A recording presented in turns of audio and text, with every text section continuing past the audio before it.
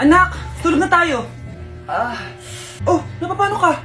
Sakit ng tiyan ko dahil ata ito sinuluto mo, Nay. Aba, ang sarap kaya na niluto ko. Lasang panis kaya, Nay. Bastos ka. Sandali lang, kukuha ko ng gamot. Asan na ba yung mga gamot na yun? Oh, Nay, ano yung nahanap mo? Nag-CR ka? Opo, Nay, kanina pa ako nandito eh. Ha? Di ba nasa kwarto ka? Ha? Ano pinagsasabi mo, Nay? Wait lang. Sino yung nasa kwarto? Ako rin yun, Nay.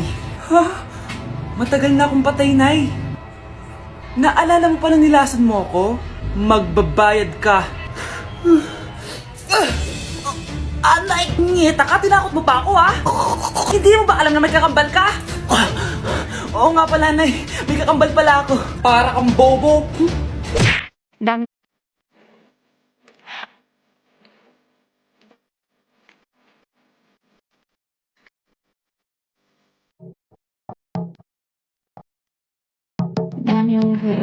Unke?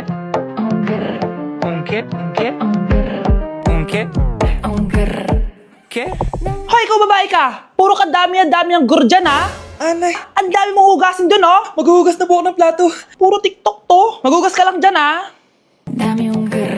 Unke? Unke? Ayan, aminin mo, mas maganda pa ako sa'yo. Ay, wow. Hala, ang daming kalaban! Miss, huwag ka mag-alala. Ililigtas kita. Huy, salamat ha. Muntikan pa tayong matalo dahil sa akin. Okay lang. Add mo ko ha. Clyde Joseph yung pangalan ko. Pataasin natin rank mo. Clyde Joseph? Kapangalan ng crush kong kapitbahay yun ah. Sige. Bes, alam mo ba, nakalaro ko kagabi yung crush ko. Teka, yung kapitbahay nyo? Di ba matagal mo na crush yun? Oo, Bes. Sana makalaro ko ulit siya mamaya. Ayan na naman siya, oh. Sana makalaro ko siya ulit. Bakit di siya online? Ay, kainis. Di ko siya nakalaro ngayong gabi. Wala ding signal dito. Si Clyde ba yun? Uy, Scarlett. Sorry, di ako makakalaro ngayong gabi ha. Nawalan kami ng internet eh. Kaya pala. Akala ko ayaw mo na akong kalaro eh. Ha? Grabe ka.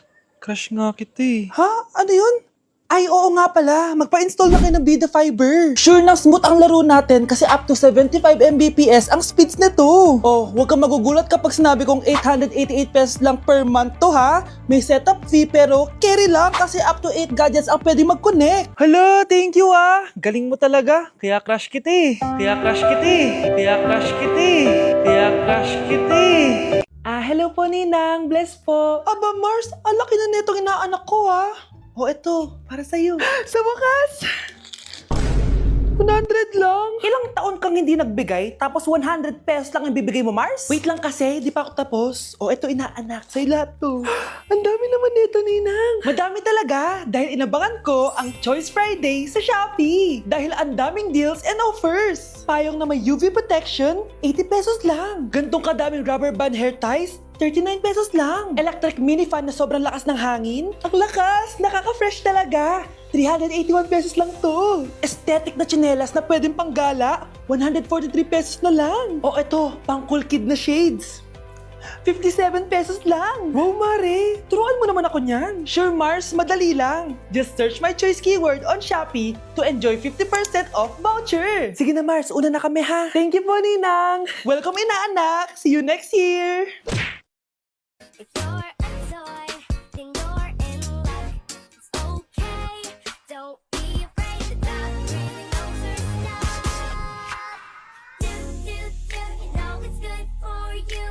The dog is gonna help. Anak, ready ka na ba sa prom niyo bukas? Nay, bakit ba laging ganito? Kapag may mga special day, doon ako nagkakapimpol. Diyos ko ka, anak. Nagpuwit ka na naman siguro, no? O, eto anak, gamitin mo tong Glad to Glow Acne Spot. Ginagamit ko to dati at talagang effective, anak. Kasi meron tong centella at 2% salicylic acid. For sure, healed na yung pimple mo overnight. Ilagay mo lang to directly sa area na may pimple. Because this Glad to Glow Acne Spot dries acne in one night only and helps to reduce acne marks. Sana mawala na to bukas. Prom na namin! Yes! Wala na yung pimple ko! O diba? Sabi ko sa'yo anak eh. Mother knows best talaga. Eto na, Nay. Ready na ako maging prom queen. Nay, eto na po yung pagkain ni tatay. Thank you, anak. Pwede ba ako pumasok, Nay? Wag na muna, anak. Baka ma-stress yung tatay niyo eh. Sana gumaling na si tatay. Ang tagal niya na kasing paralyzed eh. Sige, Nay. Alis na ako. Mahal, papakainin na kita ha. Naglutuan ka ni Scarlett. Nay, eto na po yung pagkain ni Ano yun, Nay? Ang baho. Ay, anak, mamaya mo na ibigay yan. Papaliguan ko muna yung tatay mo. Nagpupo na naman. Sige, Nay. Tao po, delivery po. Ano po yun? Kay Susan po, importante daw po to. Si nanay. Ako na lang po magbibigay sa kanya. Nay, may nagpapabigay po nito sa inyo. Binasa mo ba to, anak? Hindi po, Nay. Wag mo tong babasahin, ha? Sige po, Nay. Mamamalengke lang ako na uulamin natin, ha? Ikaw muna magbantay ng bahay. Ano yun? Bakit sobrang baho naman? Saan nanggagaling yun? Dito sa kwarto nila nanay. Tay, nagpupo ka na naman, no? Yung envelope to, Death certificate? Hindi naman patay si tatay,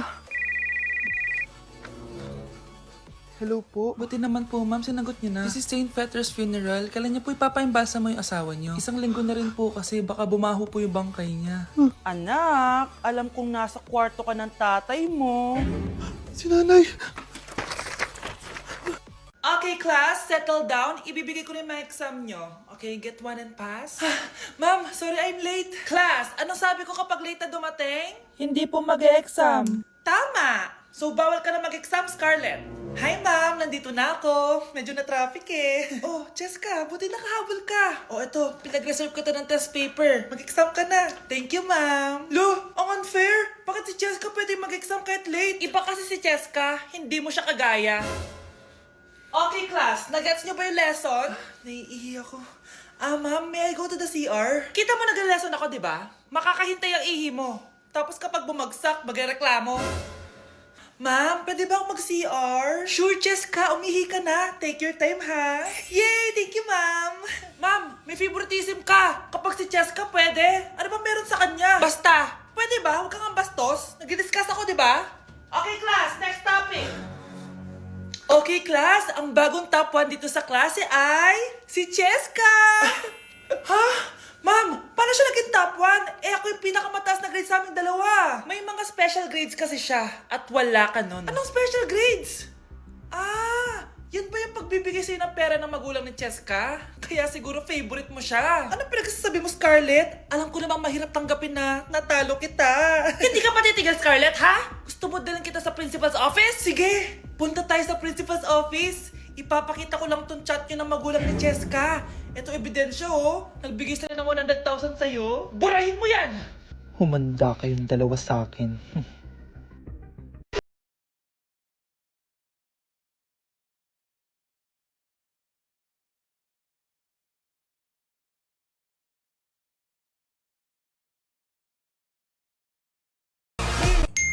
Na-invite ako sa isang special event. Gagala na naman ako nito. Aba, saan ka na naman pupuntang bata ka, ha? Hindi ka talaga napipirme sa bahay, no? Nay, payagan mo na ako. Maraming artista doon, tas marami ding pagkain.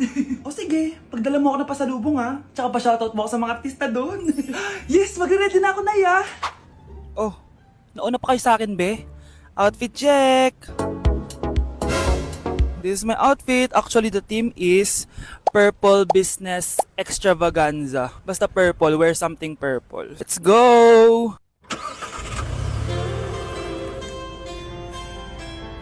I'm so excited, guys, kasi balita ako may mga artista daw doon. So, I'll see you guys on the venue.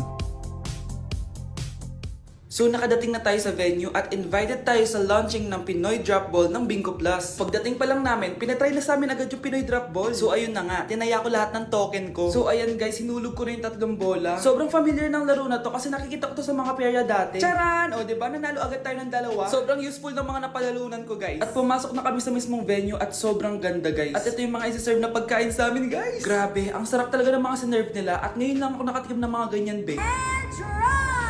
So ayun, nilaunch na nga yung Pinoy Drop Ball ng Bingo Plus kasama si May Mendoza na napakaganda. After ng big reveal, binigyan kami ng performance ng alamat. Grabe, sobrang galing nila. At eto pa be, kumanta ng napakalapit sa amin si Miss Julie Ann San Jose. Grabe, mukha siyang anghel guys. Sobra talaga kami nag-enjoy dito guys dahil ang dami naming na-meet na tao. At isa pa dito, sobrang saya ng mga activities nila. Paglabas nga namin, inabutan na kami ng ulan pero okay lang kasi nag-enjoy naman kami. So yun lang, thank you guys. Let's begin the Christmas Anak, party! enjoy mo naman yung Christmas party nyo? Nay, mamaya ka na. Wow, babe, powerhouse of Brazil. Hirap naman nito. O ano, BR na lang? Boring mo naman. Wow, nahiya naman ako sa'yo, Sheila. Kaya pala palagi kang lumalapit sa akin kapag gusto mo ng sagot. A student sa Todano, exchange gift na tayo. Exchange gift na. Ano kayo to? Ano ba? Huwag ka kayo maingay. Nag-review ako dito, oh. Sheila ang laki ng regalo. Thank you. Oh my God, thank you po. Oh, class, listen. Dahil Pasko, may special gift ako para sa pinaka-fresh kong anak dito.